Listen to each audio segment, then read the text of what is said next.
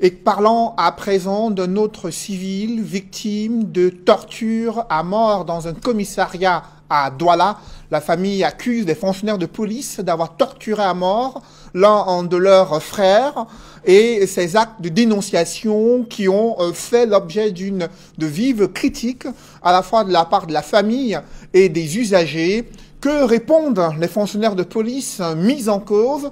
L'autorité administrative a décidé d'ouvrir une enquête, mais aucune autorité ne souhaite réagir sur ces actes de dénonciation, de torture à mort dans un commissariat.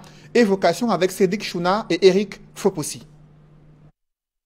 Sur cette photo, l'image du taximan Mitterrand Djia Chouaten, décédé ce jeudi 23 juillet au centre médical d'arrondissement de Kololoun. Il avait été admis après sa garde à vue au commissariat du 6e. Selon des témoignages, il aurait subi de graves sévices corporels. La compagne et l'oncle du défunt expliquent. Il m'a dit que, ouais, comme tu vois là, ils m'ont arrêté, me tabasser partout. Partout sur mon corps, partout, même la tête. Il m'a dit qu'ils m'ont ramené ici, ils m'ont enfermé. J'ai dit, est-ce que tu es un bandit? Tu as fait quoi jusqu'à ce niveau? Est-ce que le commissaire a vérifié les documents de l'enfant pour connaître s'il est clandestin ou pas? Hein?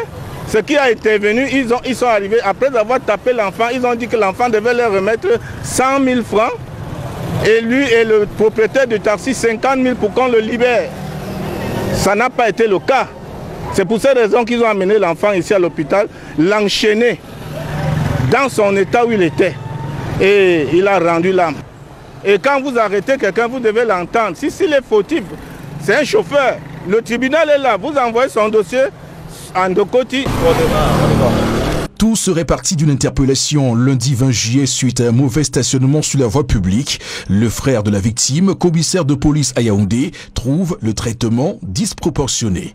J'ai insisté à rencontrer le commissaire, tout au moins pour qu'il reconnaisse les erreurs qu'il aurait commises et qui auraient conduit à la mort de notre frère.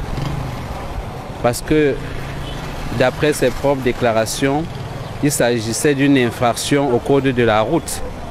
Mon frère, dit-il, a essayé de le traîner, nous n'étions pas là, alors qu'il était presque entré dans sa voiture.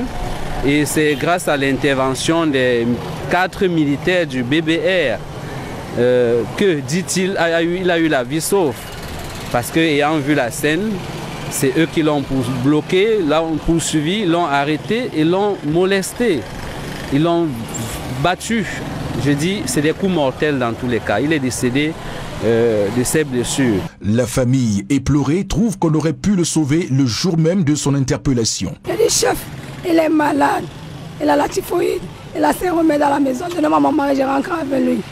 Il peut mourir ici, il a donné lui, il rentre avec lui. Depuis, les habits qui sont sous lui. Il y avait ses habits de champ, il a changé, mais le style, j'ai oublié. C'est ça qui est encore sur lui. Il me reprend que la typhoïde n'est pas une maladie. Ce n'est pas une maladie. Rendu au commissariat pour avoir la version du commissaire impliqué dans l'affaire, l'homme en tenue n'a pas souhaité s'exprimer.